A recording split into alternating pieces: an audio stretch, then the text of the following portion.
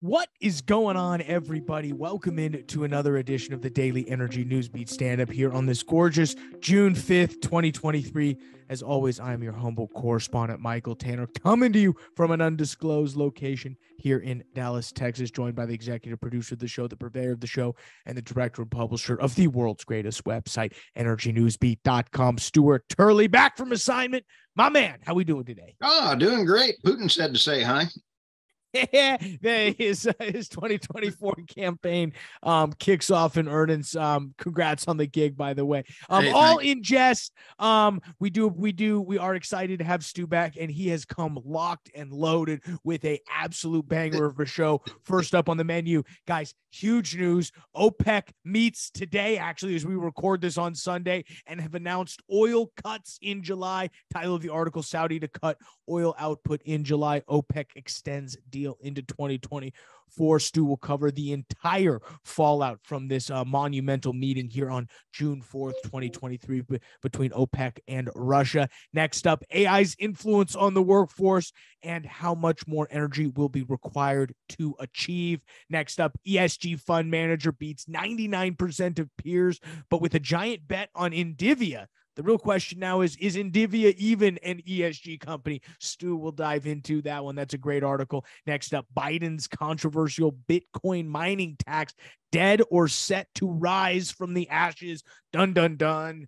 This is a lot of different implications. There's a lot of interesting stakeholders on both sides of this whole Bitcoin debate. Stu will dive into what that means for the energy industry. And then finally, Ecuador makes history, votes to keep oil in the ground in the Yashuni underway. This is a pretty monumental sort of geopolitical, geoenergy story that Stu will cover about what's going on in Ecuador and specifically the Amazon. He'll toss it over to me. I'll cover really maybe what the price fallout is from the Saudi Arabia, from the OPEC cuts, specifically what Saudi Arabia decides to do. Is Stu will kind of overview what the cuts look like.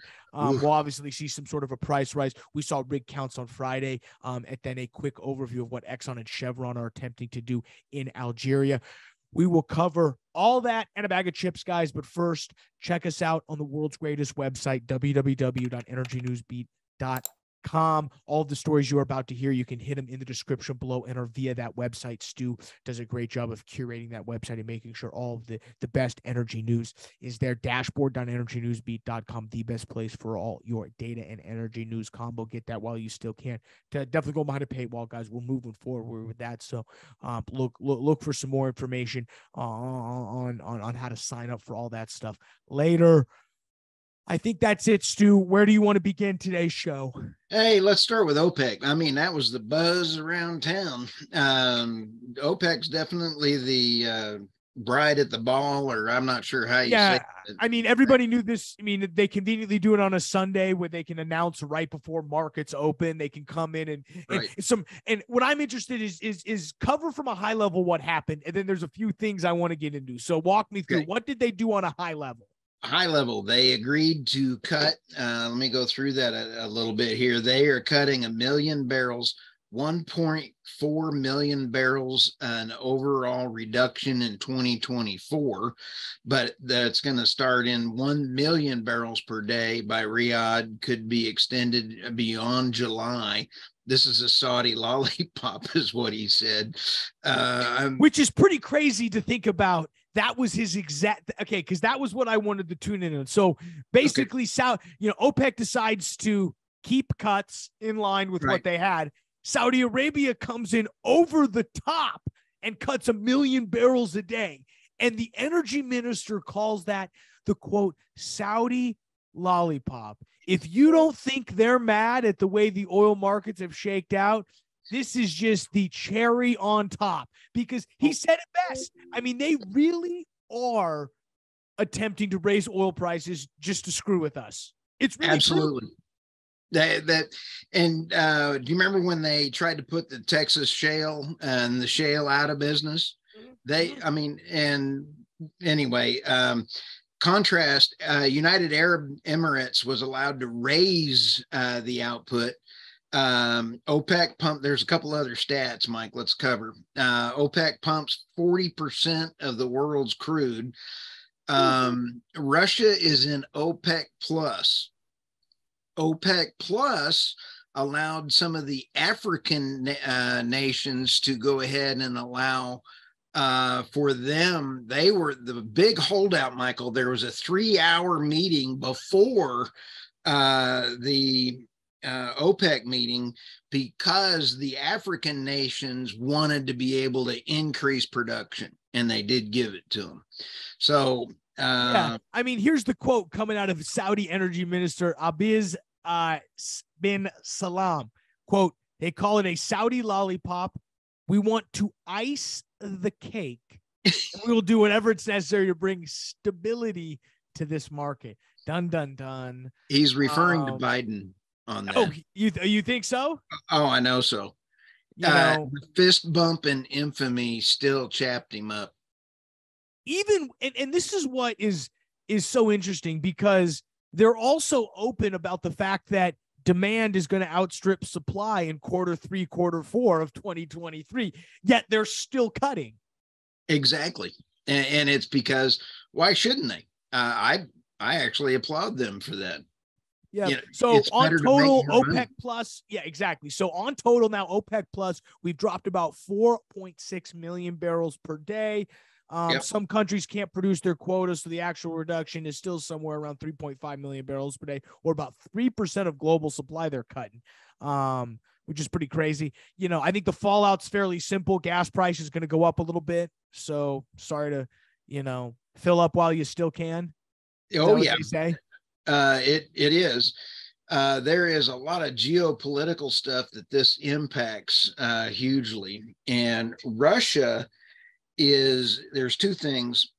Yeah. So give me your top couple fallouts from this.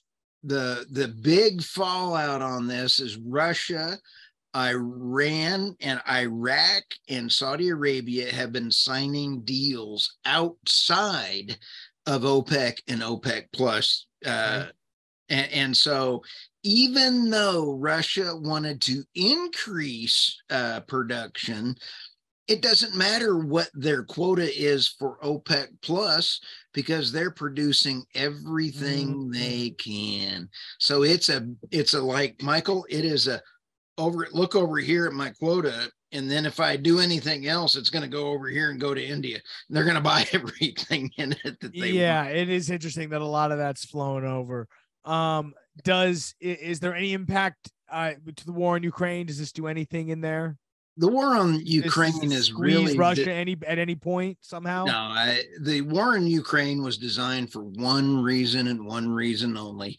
It's a crime scene cleanup for graft, and then the other thing is it's designed to take money out of the United States so that the United States can go broke. Honestly, that is why the Ukraine war is here, because we had 37 labs, bioweapons labs that last week. No, I'm serious. Last week it said that the bioweapons lab, Putin got one of them. I'm serious, dude. I'm not making this conspiracy. Let's call Fauci on it. What's next? Call Fauci. He made a lot of money out of Ukraine. Okay. AI's influence on the workforce and how much energy will be required. Michael, I'm a little nervous about AI. I love me some Terminator movies. Arnold, I'll be back. I'm sorry. I love it. Here, this is a great article. AI is dangerous to humans. Who starts the algorithms and gives it the initial bias from where it's going to learn? We've seen big tech banning anything they don't like, even government collusion to harm free speech. Let's look at the increase in energy required for servers, more power used by individuals, and whether AI can make decisions to put the lowest kilowatt per hour with the least impact on the environment, or will it simply force the green agenda on the population of the world? I wonder who wrote that. But when you sit back and take a look at I love this one. A ginormous concern from the public is how AI will impact jobs. Michael, this article on energynewsbeat.co and com. Let's go down here. According to the World Economic Forum, you know what I think of them? The Future of Jobs report, 85 million jobs will be replaced by machines with AI by the year of 2025. I heard somebody the other day, it wasn't me, they wanted to kill that many people. All right, we'll just kind of move on forward on this. That was a rumor. A definite rumor. A definite rumor. We have to clear that. And I heard it. It wasn't me. The same report says that 97 million new jobs will be created by 2025 due to AI.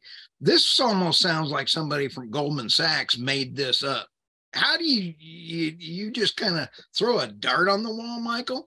Yeah, I mean, I mean, it's a pretty accurate 97.2 million new jobs. I mean, I'm with you. I mean, I completely trust anything the World Economic Forum says. Oh, so. No, they're right up there with, okay.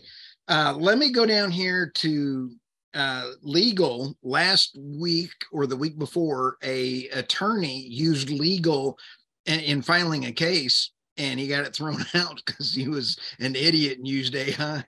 Well, here, I think what's interesting is this article then goes through and lists a bunch of different industries and replaceable tasks. We go manufacturing, real estate, gaming, right, entertainment, healthcare. You get all the way down here to finance. You get down here to energy. I think it's really interesting. Smart grid management, demand response, right, optimization. You know what those are fancy words for? Piping you green, cutting your electricity off when you're using too much. When when they get rid of grid management, smart grid management. That's your LG TV going, no TV for you. You have too much carbon. You ate too many steaks. No TV for you. The TV Nazi is going to be here, man. No TV for you. They've also got energy consumption forecasting, obviously renewable energy integration, predictive maintenance of power. I do like that. I've actually, been really fascinated by the idea of here's what they're missing, Michael. They're missing the growth of servers that it will take for AI, because every company that I've seen, from Kleenex to Band-Aids, is all using AI. Everybody is putting AI out there. Even if they're not using it, how many more servers is Amazon going to need? And servers, going to need a lot. They're going to need a lot more servers. That's right. How can Google say they've been carbon free since 2009? They're not. They're not. What's next? Okay, I love me some Ecuador. This one, I am a fan of the environment. Ecuador makes history. Vote to keep oil in the ground in the Usani underway. This is for it's huge. It's for a tribe of people that oil companies were coming in and just destroying the rainforest. United States, California buys 75% of the oil generated out of the rainforest. Oh, that's so you're telling me Gavin Newsom buys rainforest oil? Oh, absolutely. In fact, he's got it in his bathroom. I got a picture of it for his hair. Okay. Do you agree that the government shall keep oil in ITT, known as Block 43, permanent in the ground? Yes. Isn't that great? Let's save the rainforest. Okay. You heard it here second, guys. Stu wants to save the rainforest. As long as it screws Gavin Newsom. He's got an oil slick. He goes into the bay. They start accusing Exxon Valdez of having another wreck. I mean, the man's got so much oil in his hair, it's pathetic. Let's go over. It's a good one. What's next? let's go. You got to see a penguin swim next to him. It's all dark and everything. They got to hose him off. Okay. Biden's controversial Bitcoin mining tax is dead, or is it set to rise from the ashes like a phoenix? Let's come down here, Michael. This goes right into the server conversation. Yes. You kind of wonder, what brilliant mind put these stories together, because as we get AI, we're going to have more servers. And I love me some Bitcoin mining. The Bitcoin miners are fantastic when they're using trapped or flared gas. I mean, we got some fantastic people out in the Texas environment and other areas finding low cost energy. Go get them. It's another revenue source for those oil companies in order to bring it in. I couldn't be happier that they're using waste energy for this. The digital assets mining, damn. I'm going to say it like Will Smith in Men in Black. You need some new drapes. Damn. An excise tax proposal sought to change crypto miners. A tax equal to 10% the cost of the electricity they use for mining in 2024, before scaling up to 30% in 2026. It's insane. Biden administration is going after taxes. Why can't they cut spending and lower taxes? I don't know. I think it's kind of crazy that they're going to start taxing the cost of electricity, because they want it. This is why you don't want smart grid management. This is why you don't want AI running the grid, because they're going to shut this down. Exactly. They're going to force you to pay your 10% tax. They're literally the mob. When I was visiting with Putin, in a joking way, of course. What's Putin's thoughts on? Hey!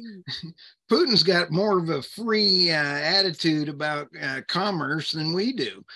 Holy smokes. No, I'm mostly kidding, but it is. I mean, it's just insane. Uncle Sam's got to take their cut, and they'll find any place to do it. It would be interesting to see how much money you could raise from this, though.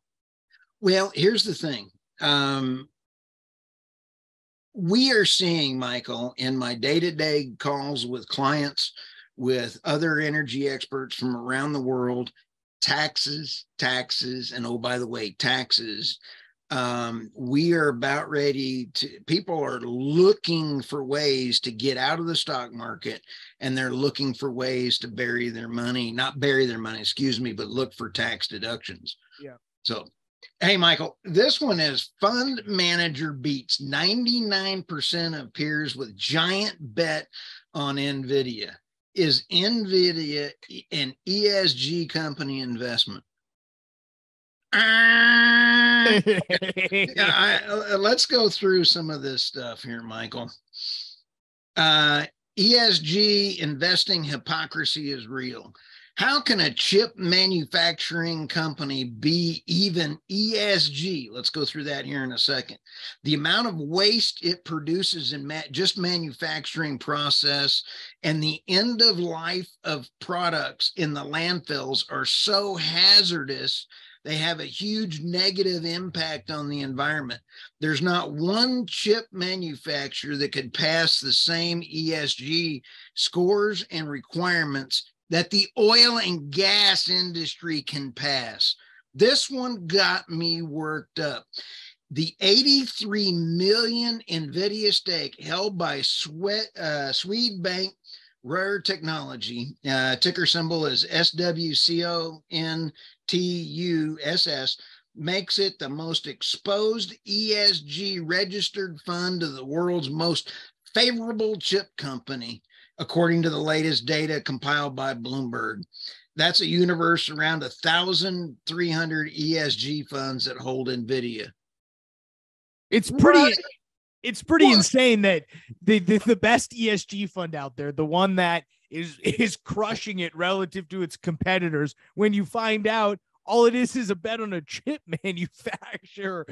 Does anybody know what goes into making a fabrication plant Intel, I worked there for 12 years. I don't know anything.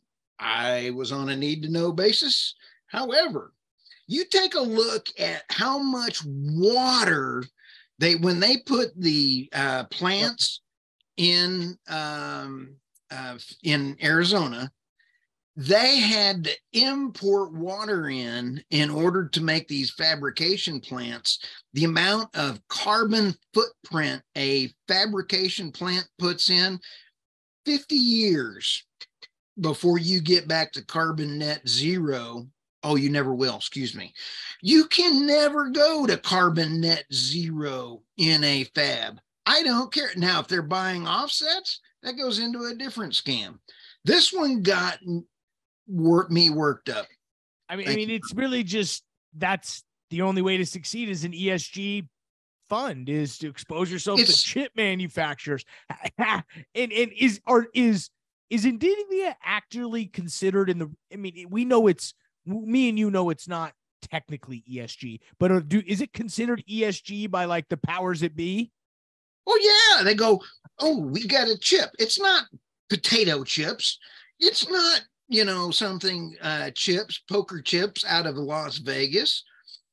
They don't even buy credits. It's up 40% this year because of NVIDIA. Yeah, and it's because of the CHIPS Act coming in, all these chips manufacturers. Do you know the CHIPS Act is going to pollute more than half of the coal plants that are being put in by China? They're horrible. Sorry, I got worked up. I mean, it shows the ESG investing hypocrisy is one that makes me airsick. Do you know why they did this, Michael? It's because BlackRock in the first half of last year lost $1.7 trillion. They got to make this up somehow. Have you seen the BlackRock commercials? They've got these people going, we control your retirement. Oh, we care about Walmart. We care about you.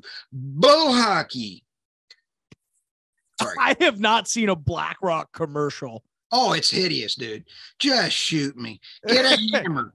Hit me in the head. I will feel better. I get up and start screaming at the TV with a blood vessel coming out of my head. You see like a little headshot of like Epstein in the back.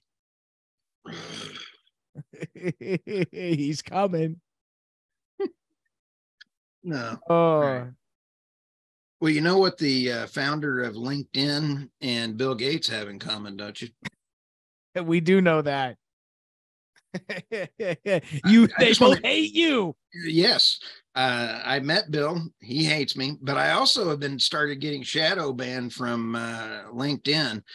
I posted twice. Both of them disappeared within 10 minutes.